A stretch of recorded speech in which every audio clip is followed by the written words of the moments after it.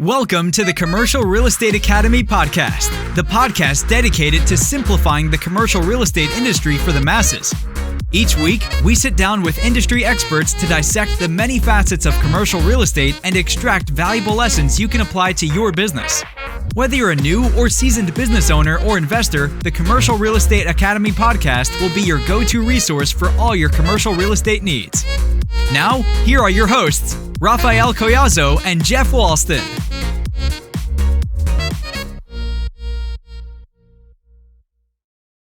Welcome to the Commercial Real Estate Academy podcast. I'm your host, Raphael Collazo, here with my co-host, Jeff Walston. How's it going, my friend? It's going great. I hope everyone's having a great week or day and month. I hope all the business is going well out there. As far as my business, it's going great. Personal life is good.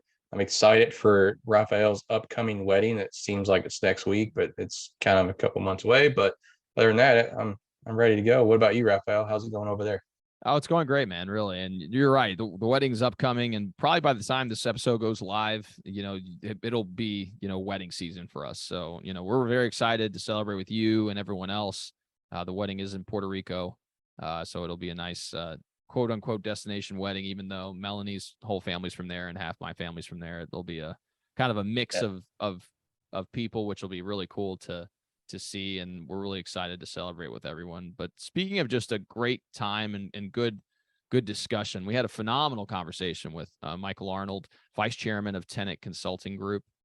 We discussed a variety of different topics really pertaining to the brokerage end. He's had a very illustrious career in the brokerage space and transitioned into a variety of different facets, and then really focused his attention as of late on the tenant side of representing tenants to secure space for their business needs. And so as far as the discussion topics are concerned, we touched on a little bit what got him into the commercial real estate business. He was a former athlete, played professionally internationally, I believe, in Israel, and then eventually transitioned back to the U.S. and found his way into the commercial brokerage space through just a connection that he had developed over, in college. He also talked about some of the early struggles he faced in the brokerage space. Obviously, brokerage is an inherently difficult business to be in, as are many service, jobs within the commercial real estate space. And so he shared some insights pertaining to that. Along with that, he shared some insights pertaining to, working with the national tenants and also the local tenants, because, as you start off in your career, depending on what brokerages you work at, you may start working out with a lot of local groups, but then ultimately, if you start working with corporate tenants, there are different requirements. There's different ways to interact with these types of tenants. And again, he shared some insights pertaining to, the things he's learned from those experiences. And then finally, he kind of touched on, where we've been in a very competitive environment as of late, in particular when it comes to, a variety of different property types. And he talks about how to set expectations on the front end and then ultimately negotiate the best possible deal for his tenants on the back end. And so I found the conversation extremely insightful. We had a lot of, back and forth banter pertaining to our experiences, prior to getting into brokerage, which was, a fun conversation. Jeff, do you have anything you'd like to add? No, just I can't wait for everyone to listen to the episode. And if you are listening out there, one of our costs of listening to the show or watching it on YouTube is a recommendation. Your friend or colleague or anyone that you think can benefit to learning more about commercial real estate and all the different facets that it has to offer. We would greatly appreciate you sending out the recommendation. But other than that. Yeah, no, I couldn't agree more. And I mean, it really is a humbling experience to see how many people have engaged with the podcast and continue to share it with their network. I mean, that's why we do what we do, is we want to demystify the commercial real estate industry for the masses. And in order to do that, we have to make sure that it reaches the masses. And part of that is by you guys sharing the podcast with someone that could potentially gain value from it. Along with that, we would greatly appreciate if you guys could leave a 5-star review. We continue to see an uptick in our downloads as a result of you guys doing so. So if you don't mind, obviously don't do it if you're driving, but if you get a chance to go to Apple Podcasts, leave a 5-star review, or if you guys are watching or listening to this on Spotify, go ahead and do that as well. Leave us a 5-star review. It really does make a difference. So again, thank you all so much for engaging with the podcast. And without further ado, let's go ahead and dive right in. Well, hey, Mike, great to see you this fine afternoon. Hey, thanks for having me. Appreciate it. Absolutely, man. No, and for those of you guys who don't know, Mike's tuning in from LA. We kind of talked offline a little bit. I got some buddies out there as well, and it's a great city. Obviously, it's one of the major cities in the U.S. There's a lot of stuff to do, and I'm excited to kind of dive into the conversation and learn more about you and the market as a whole. So, No, happy to be here and excited about the opportunity and share with you some hopefully little gold nuggets for your audience. Gold nuggets, big gold nuggets. That's what we're big hoping gold for. nuggets. Exactly. California gold rush, baby. That's awesome. Well, what we typically do when we first get started with our podcast is we like to learn a little bit more about the person that's across the table from us. So if you don't mind kind of sharing your backstory, I think that'd be awesome. Sure. So how far back you want me to go? As far as you want, back So to cradle. I literally, we just talked about a little bit, kind of a unique situation where I was at UC Davis playing basketball. I had two fraternity brothers that were on the team with me. Ended up playing professionally in Israel for 2 years. Came back from Israel and didn't know what the heck I was going to do. And then I had a family friend who was tied to CBRE, and they said, "Hey, there's a bunch of ex-athletes in the industry. So could this be something of interest?" And I had no idea about commercial real estate whatsoever. And I'm like, sure, what the heck? I'll take it, try. And so that was about 26 years ago. And I started my career at CBRE in Century City. I was a runner for 18 months and I was in research for 18 months, kind of had to pay my dues. And I was fortunate enough to be the office rookie of the year for CBRE. My first year, ended up doing 52 deals. Transit made, I don't know, a little bit over $500,000. And I didn't know anything about real estate, but what I did know was I had to connect dots. I knew that what I didn't know, and I know who did know what I didn't know, and I figured out how to partner with those people. So I was at CBRE in the office sector for about 9 years, and I had a unique opportunity to go to a company at the time no one really knew about called Newmark. And I was at Newmark for 12 years. And over the last 9 years, I actually ran the office with my ex-partner. And we built that office to about a $35 million office. Hired some of the top people. Jay Lux, for those people who are familiar with the retail industry, probably one of the top retail people in the country. I've been friends with him for 15 years. He had signed a contract with C&W and said, "Hey, I want to work with people I like." And so that'll be the theme of the conversation today, I think, is working with people that you like and creating a nice culture.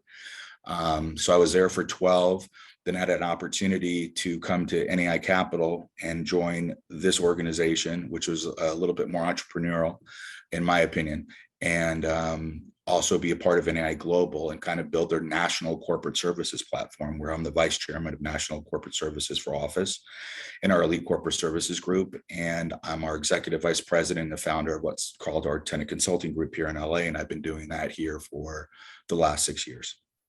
That's amazing. No, it's a very, very storied history. And you kind of alluded to the entry into the industry. We've kind of talked to several people. We've had almost 90 episodes at this point. And it's always interesting to hear how people get into the industry. Some just happen to have family in the industry. Some just kind of fall into it. And that seems to be the trend with a lot of people. But another thing that is unique, and I think that it is kind of indicative of why you've probably been very successful, is the athlete, the person who can set clear goals and go after it and, be able to fight through the adversity that comes along with the industry, because it is a brutal business. Kind of showcases, if you do have those traits, it's a career path that could be very, very lucrative for you. I mean, Roger Staubach, for example, right, started the Staubach companies and used to fly around in his private jet, signing footballs and giving them to CEOs for business. I mean, I'm sure he's very talented at what he did in the industry, but in our industry, the reason I see so many ex-athletes is because you have to have discipline, you have to have tenacity, and you have to understand what I like to refer to as professional persistence, where you need to, when someone says they're not interested in an opportunity, to help them understand the value proposition that you're providing versus a lot of your competition. And then, it's interesting because in baseball, right, you hit 3 hits out of 10, you're a 300 hitter, you're an all-star. In commercial real estate, if you talk to or connect with 3 people out of 100, you're doing really well. So it becomes a numbers game, and then people try and dial for dollars. And I'm completely against doing those types of concepts. Much more of a value engineered, thought-provoking concept of how you're providing value to prospective prospects. That's awesome. Oh, that's great insight. So, you kind of alluded to the way that you entered into the industry. But what was really the reason that you decided to go that route? Because, obviously you've had friends that were in this industry or knew of the opportunity, but there may have been other opportunities out there as well. So what really was it that attracted you to pursue that Okay, opportunity? so again, our industry, like in life, is all about relationships. And so I went to a school in Santa Monica, high school called Crossroads, that some people may or may not be aware of. Baron Davis, Austin Crozier, Maya, Jack Black, Maya Rudolph. So it was kind of a prestigious school, but I wasn't that person. My mom was a teacher there for 28 years. So I'm seeing all these types of people, but what I always was big on and understood was relationships. So I figured, how do I put those relationships together to try and cultivate new opportunities? And again, going back to my initial statement of, I didn't know a lot about real estate, but I knew how to put people together. And I knew what I didn't know, and I was smart enough to bring people in who did know and figure out where those opportunities persisted. That's awesome. No, and that goes to show. I mean, and again, it illustrates the tenacity piece and the personality type too, where you have to be a connector in this business. I mean, the best brokers out there provide opportunities for other people, and that's through the network that they build in order to put the pieces together. So Relationship and networking, probably the two most integral parts that I would share with especially people starting in the industry, right? If you don't have the relationships, you have to network to create them. If you're parachuting into a new market and you're not familiar with that, join chambers of commerce, find other types of business related entities that you can join, add value, networking groups, whatever that may be. That's awesome. Oh, great insight. So one of the things that I'm, curious about is, we understand the reason now why you got into the business, but the business itself historically is it can be a brutal business. It is a, numbers game. It's getting out there, interacting with a lot of people and getting, the dorm slammed in your face a little bit, so it's one of those things where, what were some of the early struggles you faced along the route to achieving, a significant success with being Rookie of the Year? I mean, that's not a small accomplishment, especially at a brokerage like CBRE that, is Right. a very prestigious organization. I think I had a very good mentor by the name of Stan Gerlach. So there's your plug, Stan. You can send my check. You know where I still live. Who was very proactive in how he went after business, but respectfully wasn't necessarily the most organized person. And so what I did is I looked at a lot of the people that I either worked for, with, or looked up to, frankly, and recognized a lot of those skill sets of what they were doing to try and integrate that into the career I was trying to build. And so from a challenging standpoint, I'll never forget when I was coming off my runnership, so to speak. And there was a gentleman who's actually at JLL now, who was our office manager at CBR at the name named Mike McCroskey. And Mike said, okay, learn a submarket, drive me around and tell me everything that's going on in this particular submarket. And I'm freaking out like, holy whatever, I need to know everything. And so we were taught old school brick and mortar, knock on doors, first learn the ownership of the building next to you, understand the major tenant, understand the amenity, understand what's going on with that asset. Then you start building by building and learning submarkets and going on and so forth and so on. And one of my biggest challenges was when I was driving with Mike, he would ask me questions and I'd answer him. And then he got silent for like 20 minutes as I'm rattling things off. Lo and behold, probably 15 years later, I run into him at a broker event. I go, Mike, because we've done deals together, we've interacted, et cetera. I said, I got to tell you, I was freaked out about that, coming off my runnership and proving my value. He said, Mike, I had no idea what was going on in Santa Monica. It was a test to see what you did know, and anything you knew was more than I knew. And so from that point on, what I recognized was people don't necessarily know more than you, especially in our industry. So when I have, I call them associates versus juniors, because I think that has a demeaning connotation. What I teach people, or people who are coming up, I'll say, as much as you don't know, 90% of the people out know less than you. So, I always tie it to, like, if you're going to go, if you wanted, and I say this when I've been with my wife 26 years now, and 4 wonderful children that they're all grown up. And what I said is, like, you need to know who you want to date, right? What's your type? So I correlate that to commercial real estate. So do you like men, women, blonde, brunette, curly hair, straight hair, hairy faces, non-hairy, whatever that may be, and then focus on what your desire is, of what your need is. And then you have 30 seconds to tell that person why they should go out with you, right? Which is, we call our elevator pitch.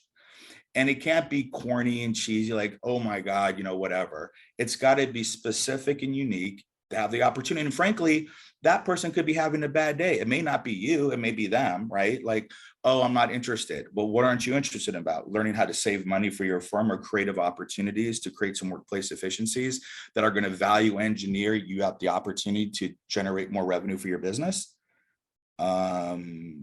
Well, maybe I'm interested, right? So you never know who you get, and it's a crap game. And so that's when I mentioned earlier, the professional persistence, where you need to understand how to follow up with people, but at the same time, you can't be nagging and just, hey, your lease is coming up. Like, that's what 90% of brokers do.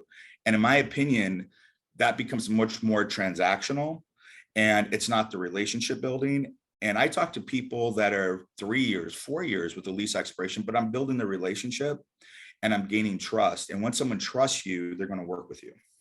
That's great advice, really. No, and you kind of alluded to it. It's a long game, and you're looking to become the advisor for these individuals. Because I mean, what would you say your recurring business is with clients? Is it typically more so that you deal with the same clients over and over? Is it a mix of the two? How is it typically laid out? I would say, like I said, I've done this now. This is going on my 26th year. So I would say, from my perspective, there's a lot of return business, 5-year leases, 3-year leases, 10-year leases. Mm-hmm.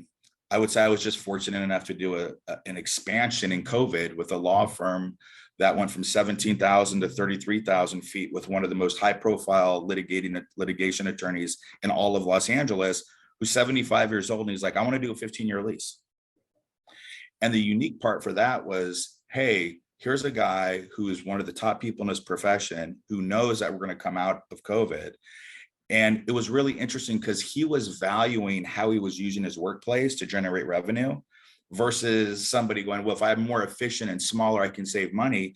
His thought process was actually really unique. And what I find very valuable that I can share with other people is, you need to figure out where your growth is, how you're going to develop more revenue. It's not from a real estate standpoint. That's technically, your second largest line item on your balance sheet next to your salaries. And if I can mitigate that, I can increase revenue. It's like, hey, I can grow my real estate. I can grow because I'm creating opportunity for people to work within this space that actually are going to generate more revenue. So an example, I pitched a law firm, just digress one more moment, because I think this is a really interesting story. And the attorney was like, hey, we have a broker. We worked with him for 20 years. I said, if I can demonstrate to you how you can, I said, how much do you pay your associates? They say about $120,000 a year. I said, so if I save you $250,000 in your real estate, you can hire 2 more associates, which is going to generate $250,000 more. So that's a net zero, right? Mm-hmm. Anything above that is gravy. If you want to generate more revenue that way, would that be of interest? And he said, you know what? No one's really thought about my business that way as a firm. And from a revenue production standpoint, if I can accomplish that, it becomes a win-win. And we ultimately got hired. That's awesome. No, yeah. Speaking to the terms of business for another individual is definitely a smart approach. And it's definitely one that I'm sure you implement a lot in your business, which is awesome.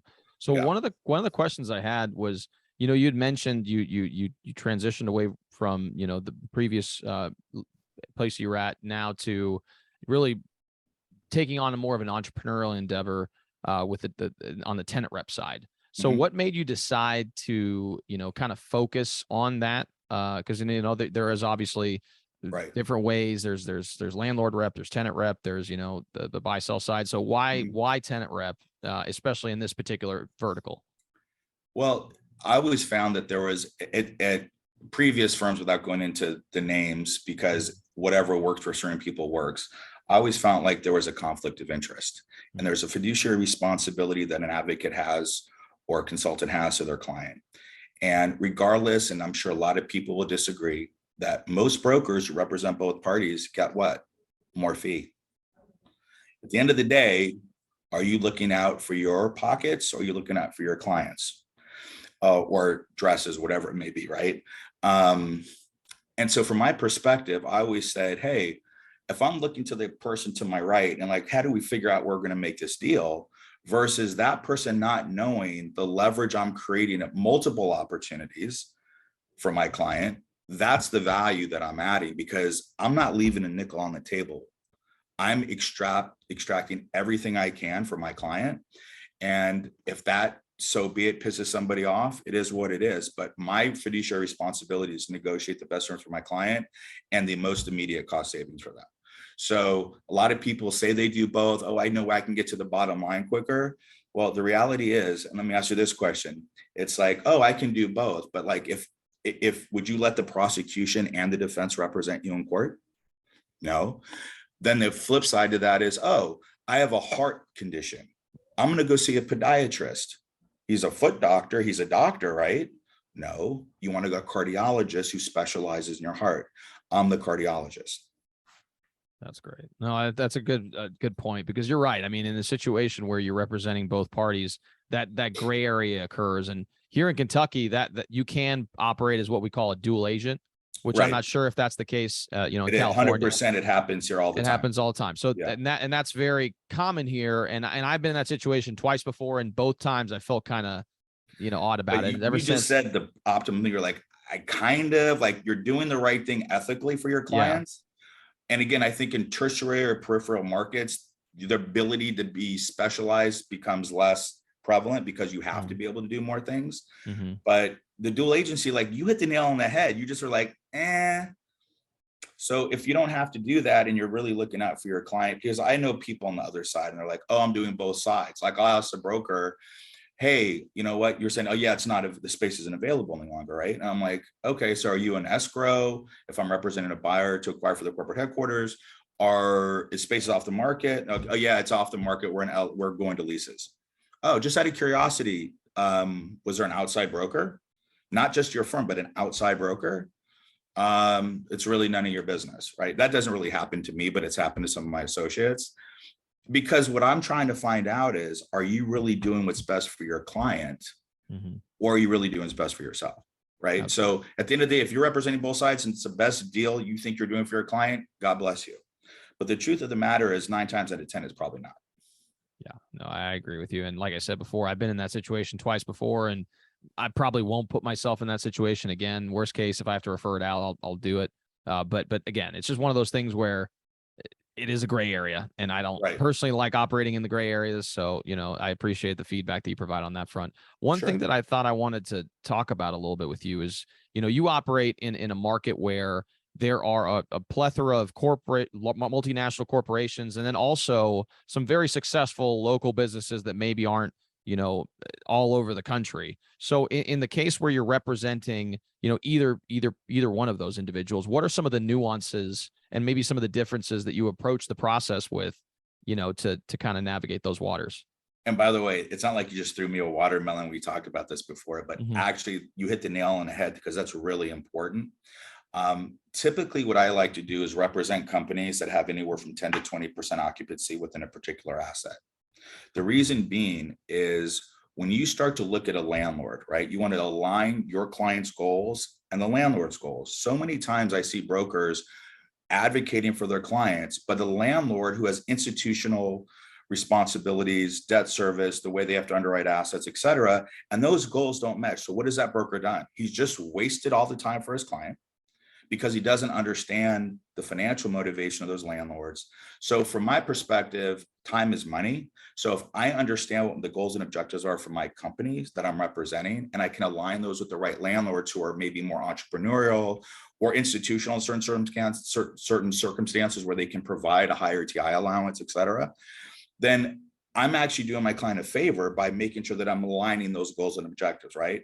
Going back to the 10 to 20% of an asset, when you're an owner of an asset and you go refinance that asset and you have debt service you're trying to support, what's the first thing that a lender is going to look at?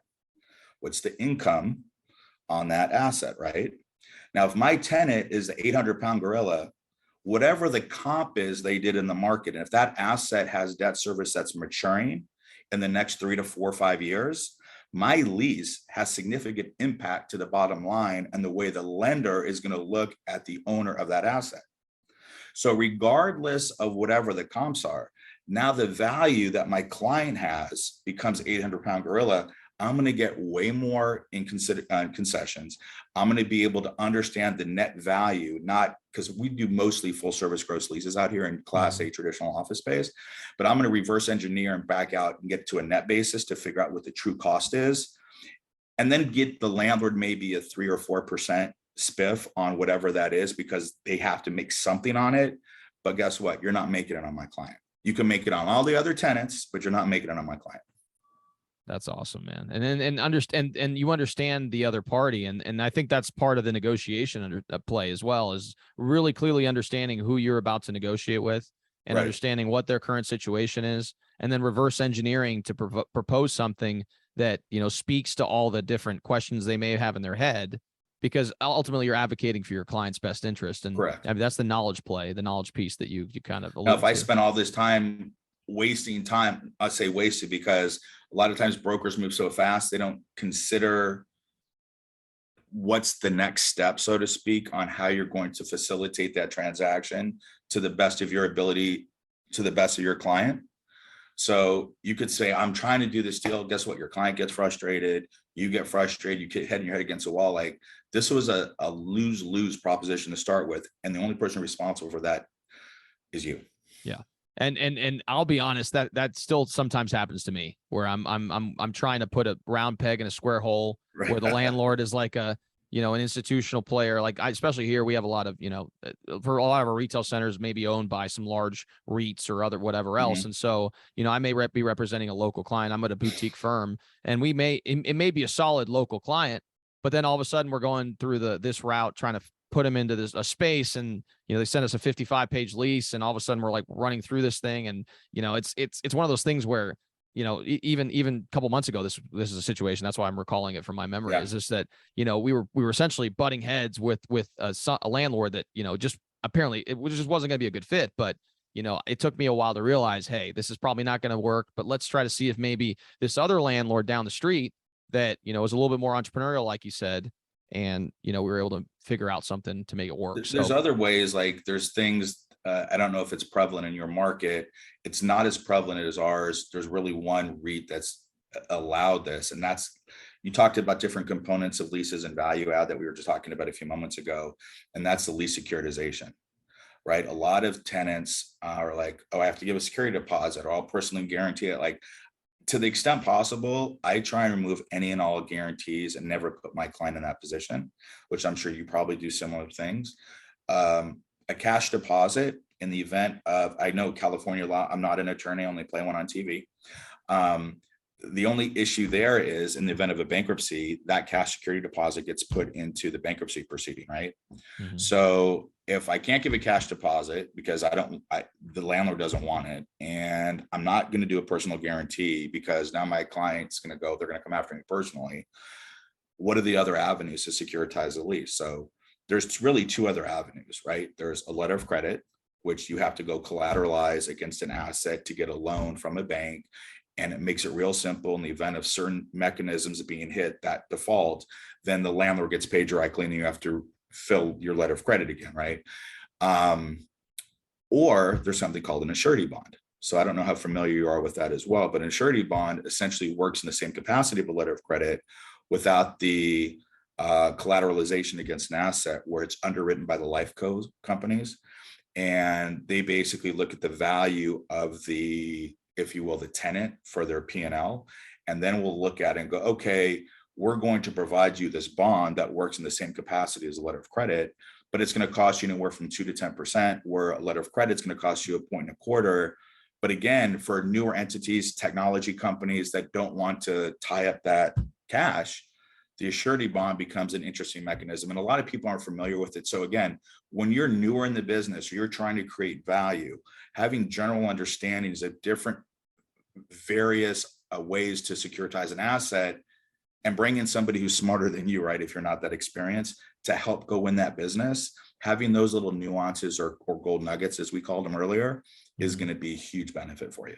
That's amazing. Thanks for sharing that insight. Really. So in this environment, obviously for those when we're recording this, we are near closing in on the end of 2022. So how are you, I guess, setting expectations for your clients in this current environment? As you're going through the process of identifying sites for them, and I'm sure it's shifted since 2 years ago, since 5 years ago, since 10 years ago. It's constantly evolving. So I wanted to give you an opportunity to share that. Yeah. So real estate is cyclical, right? So typically you see shifts in the economy every 6 to 7 years. How, the stock market going against midterms, and historically there's a decline prior to that. There's a 15% increase after the midterm elections. So, and then there's nuances that you really are out of your control. World War III, Iraqi wars, Ukraine, gas. So there's a bunch of variables that have influence to COVID, right? That have an influence on how you're evaluating the future. And I have clients that are negotiating today for a lease expiration early 24 because they recognize their landlord is going to have issues with holes in the building. And we know this is a unique opportunity. And then I have others saying, hey, let's wait because I think there's going to be a bigger recession coming. And I don't always agree with my clients. That's not why you hire me. You hire me for my professionalism, my perspective, and we can agree to disagree. At the end of the day, it's my client's call. So I have some clients that'll say, I think I just want to wait a little bit longer and play it out and see. And then there's other things that go on. Like I got a tour the other day where the landlord's doing renovations in 23 and the rates are going to increase. But if you don't know the renovations are going to be in play, that when you do a lease in that prospective building, from an operating expense standpoint, those are going to increase, right? So making sure you have the right base year to cover you from those increases and being aware of the nuances that are going on within a particular asset. So I guess the simple answer is it's unique to everyone's situation. But overall, I think people are just trying to take a wait and see approach. I've seen a lot of people coming back to the office. A lot of people are saying we're going to get into this hybrid model. 3 to 4 days a week is probably what I'm seeing right now for like a work-home balance. And I think as unemployment continues to escalate, people are going to recognize and say, well, I don't want that job. They may find it hard to find jobs elsewhere. So they're going to have to make a decision of where their future is going to be as it supports, whatever the business that they're involved in. No, for sure. And I think that you kind of alluded to it yourself, is that, your clients are hiring you for your opinion and your professionalism for having been in the business for quite some time. And, providing that perspective is obviously part of your value proposition. So you alluded to, kind of the current environment and maybe a little bit about, what you see the future holds. What do you think is going to, if you had a crystal ball and you could just kind of project out a few years in the future, maybe the next 3 to 5 years, what do you see as far as our, of the formation of our, what's going to look like, by 2025 or whenever? So obviously different verticals have different things, like industrials can continue to escalate. Rents have probably, if not quadrupled more, at least out here in the IE and then Empire in Ontario, where you're seeing old office rents now for industrial. People are always going to need to place things. There's the Amazon effect, obviously. Multifamily, people still need places to live. There's going to be a significant, as we've already started to see, cap rate compression with interest rates rising. But there's also creative ways to work in 1031 exchanges so you can, cover your capital gains when you're exchanging to a different asset. I think office, retail, people are saying brick and mortar's dead. I would disagree. You can drive down the street depending on different types of markets and find vivacious people all over the place, drinking, eating, people growing. Office people are a little bit hesitant because this hybrid model of what they're, where people I think are going to go. But I think people are coming back to the office. I think you can make an argument that, mentorship, collaboration, not socialism, but like the social components to being in the office, right? You just can't do that on Zoom or Teams. And there's certain, I was watching CBS, I think it was CBS Today on Sunday, and they actually had a data set and they interviewed the CEO, I think it was of Yelp. And they were saying, we're not coming back to the office. We don't need to, we figured this out, blah, blah, blah, blah. Then we have another, I forget who it was. It may have been not Jamie Dimon, but somebody from, private equity. It's like, we need the collaboration. We need people in the office. We need people to listen to senior level people to learn. We need the socialization amongst other people. And what was interesting, two different completely perspectives with the exact same data set. So I think in the next 2 to 3 years, honestly, if you ask me to have a crystal ball, I think we're going to see more people coming back to the office. I think depending who's going to be the new president, if it's whether you're a Democrat or Republican, that's going to have an impact. And, the economy, we had a great run for 10 or 11 years. So people are like, interest rates are 5-6%. I'm like, well, it's not 17, right? So you got to get back to the economy, growth, and those are stagnating a little bit right now. And recession is obviously a concern. So the next 3 to 4 years, I'm optimistic. I wouldn't say I'm bullish, but I'm generally optimistic on what the future is going to look like. That's great. No, and you kind of alluded to a variety of different factors that people consider as they're looking at different, the shifting environment within the economy. I'm kind of on your side as far as the office side of things. I've been able to talk to through the podcast, we've been able to talk to people all across the nation. And, it's kind of cool to be able to talk to people from New York, from LA, from, the Midwest, even we talk to people in Canada, all over the world. And it seems like that is just a trend that things are going in. And I, for one, believe that it's so important for people to be in a collaborative environment in person, the accountability, the management. It's very difficult to manage people when you're in Zoom, right? It's just very, very difficult to do that. Mentorship doesn't take place as nearly as much as you would want. So the development of talent within a corporate environment is not the same. So I agree with you. I think if we want to maintain a strong corporate culture, it's almost imperative that you get back into the office. And whether that's 5 days a week or 4 days a week, it doesn't really matter. I think you need those touch points on a day-to-day to make sure that actually takes place. So that's awesome. Well, man, I appreciate your time. We've had a phenomenal conversation. I think there were a lot of golden nuggets dropped in the conversation today. So I do appreciate you stopping by. One thing we typically ask near the end of the podcast episode is, what is the most impactful book you've ever read? We're all very vivacious readers. I love, I'm a big Audible guy.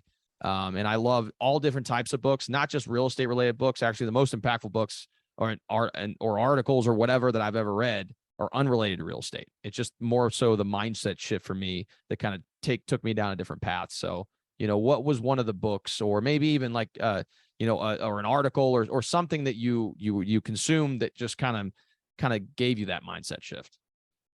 Winston Churchill said once, never give up. I have a plaque. I don't know. It's probably one of my drawers somewhere that literally sits on my desk. And that's what I live by. And I survive. I compete. I'm not a big reader, and that's probably a bad thing. Hopefully my kids don't watch this and go, Dad, why aren't you reading more? But at the end of the day, I think my background in athletics and my discipline and how I've developed over the years, from starting as a star basketball player to riding the bench and being in the doghouse with the coach and getting out of a dog, like all those life experiences for me have taught me how to become a better husband, a better entrepreneur, a better professional, a better father, a better real estate executive. So I think the life lessons I've had a lot of them. And I think that's probably my biggest takeaway, just never give up. Absolutely. I couldn't agree more, man. And even alluding to the life experiences that you've had where you've faced adversity, I feel like you only can really grow when you get uncomfortable, when you put yourself in positions that aren't, very, that you don't feel comfortable in, because that's when you morph and shift and grow into something new. And hopefully it's in a positive direction, and having the proper mindset to say, you know what, this may be uncomfortable now. This may suck right now, but if I do put in the work and if I move forward, I'm going to get better every single day. It's all about if you ask my juniors, you ask my kids, the one thing I say every single day is be comfortable being uncomfortable. That's amazing. No, that's phenomenal Comfortable advice. being uncomfortable. And understanding that you can't eat an elephant in one bite. It is Right. consistent positive action in a single direction over time adds up to huge results. I mean, you take the basketball example. You shoot 100 free throws a day, or maybe 200 or whatever, right? That's what Larry Bird used to do, right? He used to shoot like 300 or 400 free throws a day, and that's why he had a 90%, free throw percentage. Like look at Michael Jordan. He's like, I missed 100% of the shots, or Wayne Gretzky and Michael Jordan. I missed 100% of the shots I never took. Yeah. Yeah. And I love that commercial he had where it's like, I missed these many game winning shots and, whatever else. And that's why I'm the greatest, because Kobe, God rest his soul, and R.I.P. Man, Kobe's the same way. Like there was a thing I was watching on ESPN the other day with Allen Iverson. And Allen Iverson arguably is one of the best point guards, regardless of your thoughts of how he is as a person, player, et cetera. My opinion is one of the best scoring guards in the history of the game. And he shared a story where him and Kobe went out to dinner, and he was about to go to the club. And Kobe's like, I'm going to the gym. Mm-hmm. I'm going to the gym. So the extra work you put in, you're here. Do a little bit more here. Everyone else is doing a little bit here. Then you're doing that work. And inevitably it becomes like this and like that. And that's a separation of what makes people from being good to being great. Yeah. Great insight, man. Really. It was a great share.